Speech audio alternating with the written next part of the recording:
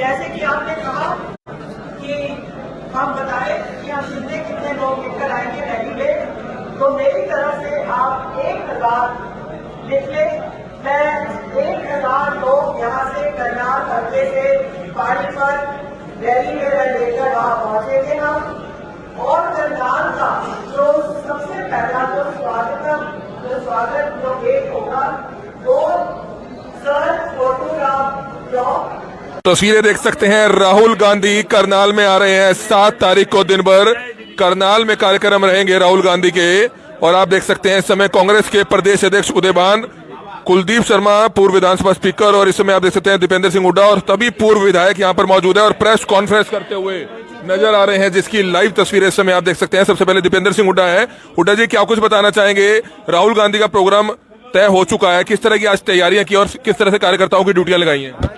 करनाल में हमारी कार्यकर्ता बैठक रही, जिसमें राहुल जी का जो कार्यक्रम दूसरे चरण का भारत जोड़ो यात्रा, हरियाणा एक ऐसा प्रदेश है देश में जहां 2 बार राहुल जी आ रहे हैं भारत जोड़ो यात्रा में।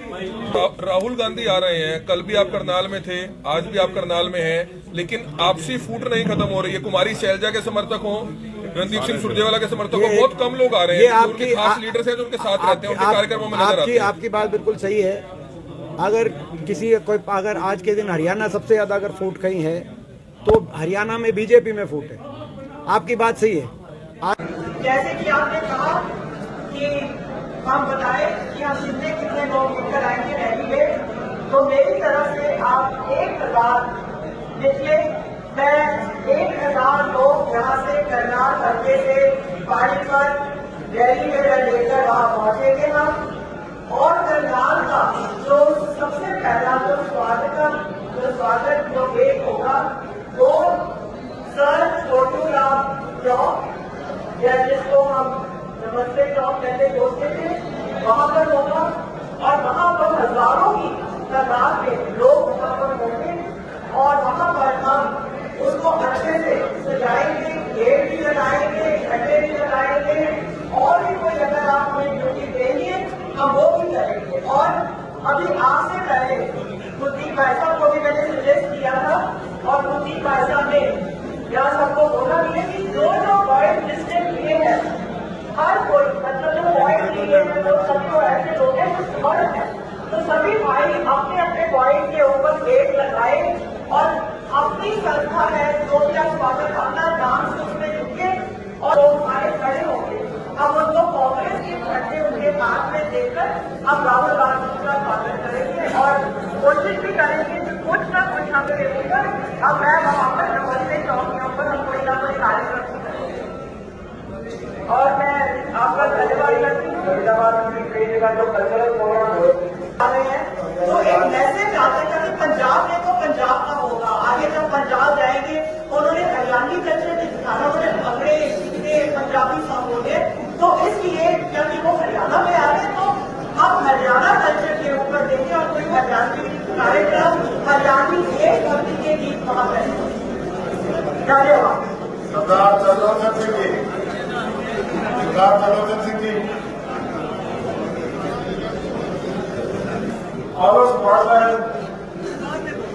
और अभी जैसे सुदीप भाई साहब बोल रहे थे, सुदीप भाई साहब जो करनाल जो बाजार है ना करेंगे, वहां पर भी मैं जाके व्यापारियों से बात करके करनाल जो है वहां पर भी व्यापारियों से हम स्वागत कराएंगे। तस्वीरें देख सकते हैं, राहुल गांधी करनाल में आ रहे हैं। 7 तारीख को दिन भर करनाल में कार्यक्रम रहेंगे राहुल गांधी के।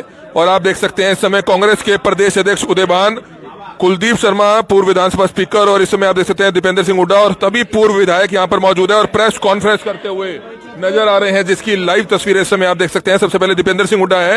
हुड्डा जी, क्या कुछ बताना चाहेंगे? राहुल गांधी का प्रोग्राम तय हो चुका है, किस तरह की आज तैयारियां की और किस तरह से कार्यकर्ताओं की ड्यूटियां लगाई हैं?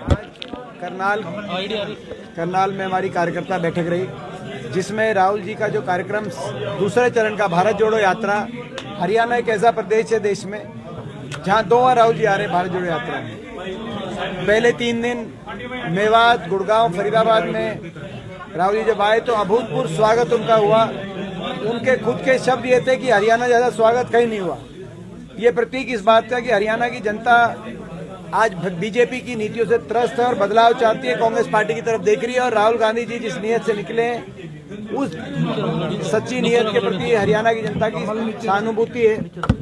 राहुल गांधी जी कांग्रेस पार्टी के प्रति विश्वास बढ़ा। प्रदेश में जेजेपी और बीजेपी की सरकार को उखाड़ फेंकने के लिए हरियाणा की जनता तैयार है। ये यात्रा का सफलता का पैमाना है। अब दूसरे चरण में राहुल जी पानीपत पहुंच रहे हैं 5 की रात को। 6 को सुबह पानीपत में बहुत बड़ी जनसभा होगी, जिसकी तैयारी आज हमने यहाँ बैठक ली। 7 तारीख को पानीपत में 6 को सभा होगी। 7 तारीख को राहुल जी करनाल में आएंगे। 7 को वॉक पूरी करनाल के अंदर कोंड गांव से शुरू होते हुए और करनाल शहर में एंटर करते हुए नमस्ते चौक से NDRI चौक तक ये पूरी यात्रा का रूट 7 तारीख का रहेगा। आप सबसे भी सहयोग हम प्रेस के साथियों से भी कहना चाहते हैं कि भाई अब आप उस दिन आपका भी सहयोग रहे, आप भी बड़ा लाइव वाइव दिखाएं, अच्छे से अच्छे पूरी हमारी जो है जितनी बड़ी संख्या में लोग रहेंगे। और करनाल के अंदर ऐतिहासिक यात्रा को बनाने के लिए सभी कांग्रेस के परिवार ने आज हमने अध्यक्ष जी के नेतृत्व में सबने मंथन किया और हमारे कुलदीप शर्मा जी के नेतृत्व में हमारे बहुत से सारे सीनियर जो सभी साथी हैं, हमारी सुनीता जी, विंचन मेहता जी, जिलेराम शर्मा जी जो अभी आप देख रहे हो, निपी जी, ये तो अभी फ्रेम है लेकिन आप मीटिंग में सारे थे। लाठू साहब, सलमान खुर्शीद ने श्री राम से कल्पना की है राहुल गांधी की और उस पर अनिल विज का ट्वीट आया है कि 2009 में आपने श्री राम को काल्पनिक बताया था। आप राहुल गांधी मैं सरकार से कहना चाहता हूँ, ये कौन सी सरकार है जिसने सुप्रीम कोर्ट में एफिडेविट 3 दिन पहले दिया कि राम सेतु का कोई वैज्ञानिक आधार नहीं है। ये इस तरह की सरकार हरियाणा देश के अंदर मोदी सरकार ने जो एफिडेविट दिया, हम इस एफिडेविट को लेकर आपत्ति व्यक्त करना चाहते हैं। क्योंकि आप रामेश्वरम में जाके देखो, वहाँ पे राम सेतु जो जिसको इस सरकार ने इस राम सेतु को नकारने का काम किया सुप्रीम कोर्ट में एफिडेविट देके मोदी सरकार ने, ये इस सरकार का बड़ा गलत स्टैंड है। हम ये इस देश के करोड़ों लोगों की आस्था का प्रश्न है और इस पॉइंट पे सरकार अपना स्टैंड क्लियर करे, नहीं तो आने वाले संसद के सत्र के अंदर सरकार से हम सवाल पूछने का काम करेंगे कि राम सेतु काल्पनिक है या राम सेतु सही है। वो कह रहे हैं आप राहुल गांधी को काल्पनिक नेता बना रहे हैं। देखिए, उनकी बात इतना ज्यादा कोई सीरियसली हम लेते नहीं, आप भी नहीं लेते, हरियाणा प्रदेश के लोग, तो इतना कोई मायने नहीं। आपको उत्तर प्रदेश का ऑब्जर्वर बनाया गया है सर। मैं देखिए कांग्रेस पार्टी, मैं धन्यवाद करता हूँ प्रियंका जी का फिर, क्योंकि वो उत्तर प्रदेश की महासचिव हैं। भारत जोड़ो यात्रा के और उसके बाद हाथ से हाथ जोड़ो कैंपेन का पूरे देश में हर प्रदेश के लिए एक ऑब्जर्वर बना है, तो उसमें प्रियंका जी का मैं विशेष तौर धन्यवाद करता हूँ। खड़गे जी का धन्यवाद करते कि राहुल जी का भी उत्तर प्रदेश की जिम्मेदारी, अहम प्रदेश है उत्तर प्रदेश, उन्होंने वहाँ जिम्मेदारी दी है। तो कांग्रेस पार्टी में जो भी हमारी जिम्मेदारी मिलती रहती है हम उस जिम्मेदारी को निभाते रहते हैं। करनाल में राहुल गांधी आ रहे हैं, मुख्यमंत्री हरियाणा का विधानसभा क्षेत्र भी है करनाल में, तो किस तरह से आप प्रशासनिक अधिकारियों से कुछ उम्मीद करना चाहेंगे? देखिए, करनाल में जब वो आएंगे और पूरे हरियाणा में से जा रहे हैं, प्रशासनिक अधिकारियों का ये कर्तव्य होना चाहिए कि वो इसमें सहयोग करें, क्योंकि ये कोई जो है जब लाखों लोग इसमें सफ़र करते हैं तो ये प्रशासन का, सरकार का दायित्व हो जाता है कि उनको सुविधाएं। लेकिन ये ऐसी सरकार है, आपकी जानकारी में ला दूं, 3 दिन लगातार, पहले प्रथम चरण में फरीदाबाद, गुड़गांव, मेवात, जहां से गए वहां पे लाइट काटने का काम हुआ, बिजली नहीं, बिजली गुल कर दी। सड़कें वैसी टूटी हुई हैं, टोल रोड को छोड़ के हरियाणा में कोई सड़क ऐसी है नहीं जिसमें गड्ढे ना हो। करनाल में वही स्थिति है, सड़कों की स्थिति खराब है, ऊपर से बिजली जो है जब लाइट काट देते हैं तो इतना ऐसी स्थिति बनी कि राहुल जी कहने में मजबूर हुए कि भाई पूरे देश में यात्रा करके आए, लेकिन यहाँ हरियाणा के अंदर आके उनको जो है मतलब जो ये महसूस हुआ कि ये सरकार ने कितनी विकास की प्रक्रिया चौपट कर दी हरियाणा में। तो ये राहुल गांधी आ रहे हैं, कल भी आप करनाल में थे, आज भी आप करनाल में हैं, लेकिन आपसी फूट नहीं खत्म हो रही है। कुमारी शैलजा के समर्थक हो, रणदीप सिंह सुरजेवाला के समर्थक हो, बहुत कम लोग आ रहे हैं। आपके खास लीडर्स हैं जो उनके साथ रहते हैं, उनके कार्यक्रमों में नजर आते हैं। आपकी बात बिल्कुल सही है। अगर आज के दिन हरियाणा सबसे ज्यादा अगर फूट कहीं है तो हरियाणा में बीजेपी में फूट है। आपकी बात सही है। आज सभी के समर्थक हम धन्यवाद करना चाहते हैं। हम प्रत्येक कांग्रेस के नेता का और सभी जो है विधायकों का, सभी कांग्रेस के नेताओं का, कार्यकर्ताओं का धन्यवाद करना चाहते हैं। सभी का वहां पे साथ और आशीर्वाद लिया, इसलिए कांग्रेस पार्टी की रिकॉर्ड 52,000 वोट आई। वो 52,000 वोट केवल कोई किसी एक व्यक्ति नहीं, पूरे कांग्रेस के परिवार की थी, सभी ने साथ दिया। हम सबका धन्यवाद करते हैं। और जो है ये भाजपा की भू फूट की जहां तक बात है, इसको आप जो चाहे वो धनखड़ साहब हो या भी जो जिला परिषद चुनाव हुए थे इसमें क्या हुआ था, आप इनकी फूट की खबर दिखाते रहते हैं और इनके बारे में हमसे सवाल पूछते रहते हैं। बीजेपी के फूट के बारे में की जरूरत नहीं है। अभी बीजेपी आत्ममंथन कर रही है।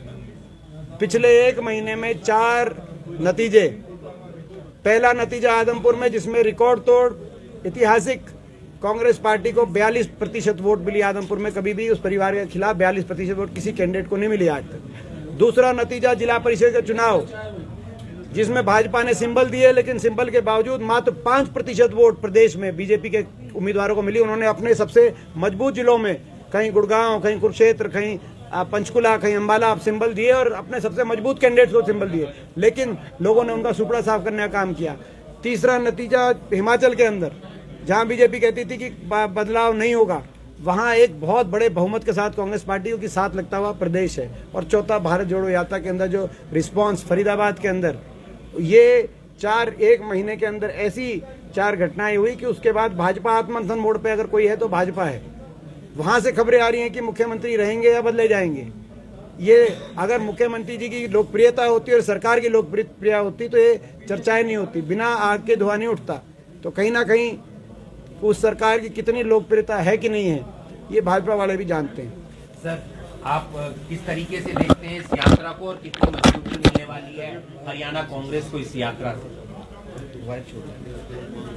यात्रा का आपने देखा कि जिस दिन से यात्रा प्रवेश की हरियाणा के अंदर, जो सुबह 6 बजे इतनी भीषण सर्दी में जो बेहतरीन जिस तरह से जो रिस्पांस जो लोगों को मिला, और उसके बाद पूरे इसमें मेवात में, सोना में, गुड़गांव जिले में, फिर फरीदाबाद में जो जन समुद्र निकल करके आया, जन सैलाब, लाखों आदमी, 10 किलोमीटर तक जगह नहीं थी, लाखों लोग वहां पर आए। उससे ये पता लगता है कि इस भाजपा से कितने लोग त्रस्त हैं, दुखी हैं। पहले सरकार बना के वैसे उसमें बहुत बड़ा योगदान आपका भी रहा है, मीडिया का। मेरा कहने का मतलब जो जिस तरह से 18 तारीख को दिखाया कि 78 से 83 सीटें बीजेपी की आ रही हैं, तो जो प्रभावित करने का काम किया, जो ये षड्यंत्र रचते हैं, लोगों को वोटों का, थोड़ी सी वोटों का अंतर रहा, 40 सीटें आई जो 78 से 83 सीट दिखा रहे थे एबीपी न्यूज पर, आज तक पर, इन पर सारे जो मीडिया चैनलों पर। तो उससे जो वोट प्रभावित हुई वो 83 की तो 40 रहेगी। हाँ, वो 40 नहीं रहती। अगर ये सही आईना दिखाते तो 25 से ज्यादा सीट बीजेपी की नहीं थी। हमारी 15 सीट थोड़ी थोड़ी वोटों से हारी है, और उसका मेन कारण ये रहा। और अब जो है हम ये दावा कर सकते हैं कि उन्होंने तो 75 पार नारा झूठा दिया था, हम 80 पार करके दिखाएंगे और ये बीजेपी सिंगल डिजिट में रहेगी। अंदर कलह खत्म होगी इस यात्रा कोई कलह है ही नहीं। जहाँ कलह है वहाँ तो आप बात कर नहीं रहे। हमारी पार्टी में कोई कलह नहीं है, सारा स्मूथली चल रहा है। आपने अभी बात कही, जो अभी उनकी बात कर रहे थे, करण चौधरी भी वहाँ थी मेवात पे, उसमें आपने देखा करण चौधरी भी थी, बेटी भी थी, श्रुति भी, रणदीप सुरजेवाला भी थे, शैलजा भी थी। कौन सा नेता नहीं था, कौन सा एक सिंगल आदमी। और यहाँ बीजेपी की सारी रैलियों में, सारे जलसा में सभी आते हैं। ये खुद आपका जो करनाल का जो सांसद है, क्या वो गए थे आदमपुर के चुनाव में? अभी कईयों के नाम तो गिना दिए एमपी साहब ने, कौन से वहाँ पर गए थे? गठबंधन किस तरीके से देखते हैं दुष्यंत चौटाला और बीजेपी का? वो कहाँ गठबंधन है, वो तो जो ना वैसे ठगबंधन है। गठबंधन कहाँ है?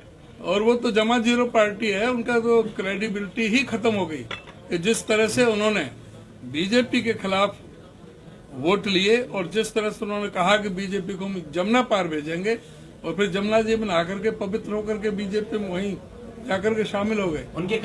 उनकी बिल्कुल जो विश्वसनीयता है वो प्रदेश में से खत्म है। और कांग्रेस पार्टी भारी बहुमत से जीतेगी। ये भारत जोड़ो यात्रा से सारा बीजेपी डरी हुई है। और इस तरह से जो कोरोना की बात कर रहे थे, कोरोना का, अरे कोरोना है तो उसको साइंटिफिक पहले आप करिए, उसको सब जगह जो इंटरनेशनल फ्लाइट हो, चाहे प्रदेशों के मुख्यमंत्रियों के साथ मीटिंग करनी हो, चाहे उसका जो वैज्ञानिक आधार होना चाहिए। सुबह तो पार्लियामेंट में प्रधानमंत्री वो जाकर के मास्क लगा के जा रहे हैं, शाम को शादी में बगैर मास्क के घूम रहे हैं। ये ड्रामा नहीं चलेगा, जनता सब समझती है। दीपेंद्र जी, आपको लगता है कोरोना का इस पर प्रभाव पड़ेगा, इस यात्रा पर? कोरोना के बारे में तो बता दिया कि कोरोना में हमारा बड़ा स्पष्ट है कि भाई आप बहुत देर से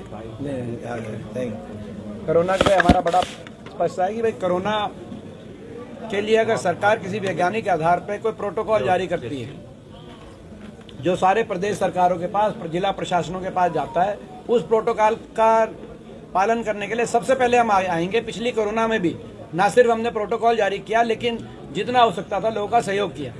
लेकिन जब कोरोना के बारे में केवल चिट्ठी कांग्रेस पार्टी को और केवल भारत जोड़ो यात्रा को लिखी जाएगी, किसी को दूसरे दल को तो चिट्ठी लिखी नहीं, ना बीजेपी को लिखी, ना जेजेपी को लिखी, ना किसी और पार्टी को लिखी, ना किसी प्रदेश सरकार को लिखी, ना किसी सामाजिक संगठन को लिखी, तो केवल कांग्रेस पार्टी को चिट्ठी लिखी जाएगी, तो वो हमें स्वीकार्य नहीं होगी। दूसरी बात, ये जो 2-3 बातें करती है बीजेपी, क्योंकि बीजेपी के पास हमारे बारे में कहने को अब कुछ नहीं कि भाई जो है ये संगठन की बात करेगी या फूड की बात करेगी, ये आप लोग नहीं, ये बीजेपी करते हैं। अब आप तो बीजेपी वाले प्रश्न आप हमसे पूछ रहे हैं, क्योंकि बीजेपी ये नहीं कह सकती कि भाई जो हमारा संकल्प है कि भाई नफरत को प्यार से जोड़ो, भारत जोड़ो, वो गलत है। बीजेपी ये नहीं कह सकती जो हमारा संकल्प है कि बड़े बुजुर्गों को हरियाणा में देश में सबसे ज़्यादा 6,000 पेंशन से जोड़ो, भारत जोड़ो। गरीब आदमी को, हर मिडिल क्लास को, हरियाणा के हर बिजली के उपभोक्ता को 300 यूनिट फ्री बिजली से जोड़ो, महंगाई का चक्कर तोड़ो, भारत जोड़ो। कर्मचारियों को ओल्ड पेंशन स्कीम से जोड़ो, भारत जोड़ो। नौजवानों को रोजगार से जोड़ो, 2 लाख जो नौकरियां रिक्त स्थान पड़ी है सरकार में और जिनको समाप्त किया जा रहा है प्राइवेटाइजेशन करके, स्कूल बंद रहे हैं, आप देख रहे हैं, तो भाई नौजवानों को, बेरोजगार नौजवानों को रोजगार से जोड़ो, भारत जोड़ो। गरीब आदमी को 100 गज के प्लॉट, 2 कमरे के मकान पीले कार्ड से जोड़ो, भारत जोड़ो। किसान को एमएसपी की गारंटी और सम्मान से जोड़ो। इन्होंने अपमान किया, 750 किसानों की जान चली गई। किसान को एमएसपी की गारंटी और सम्मान से जोड़ो, भारत जोड़ो। ये हमारे संकल्प हैं। बीजेपी इनके बारे में कुछ कह नहीं पा रही, बीजेपी और कुछ कह नहीं रही और बाकी इस तरह की बात कर रही जिनका कोई आधार नहीं। ये कहानी है। दुष्यंत चौटाला के कार्यकर्ता कहते हैं हम सीएम बनाएंगे उन्हें अगली बार। उनके एमएलए तो नहीं कह रहे, उनके एमएलए तो उनके स्थापना दिवस पे ही नहीं आ रहे। उनके स्थापना दिवस पे कितने एमएलए आ रहे हैं उनके, उनमें क्या फूट है नहीं है वो आप बताओ, तो हम बता रहे हैं आपको। शुक्रिया सर। दादा राम कुमार गौतम से पूछ लो, हाँ देवेंद्र बबली से पूछ लो।